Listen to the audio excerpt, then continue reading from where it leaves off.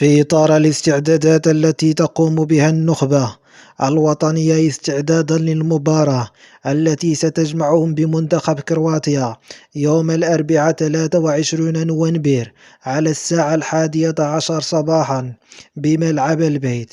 وستنقل هذه المباراة على قنوات بي إن سبور المشفرة وقنوات الكأس المشفرة، إضافة إلى الرياضية TNT المغربية أي البث الأرضي. وفي سياق آخر، دعا والد الركراكي إلى ندوة صحفية يوضح فيها أطوار تنقل المنتخب إلى قطر وكيف تم تأهيل الوافد الجديد ضروري على المنتخب، إضافة لشرحه أسباب اختياره على حساب رحيمي.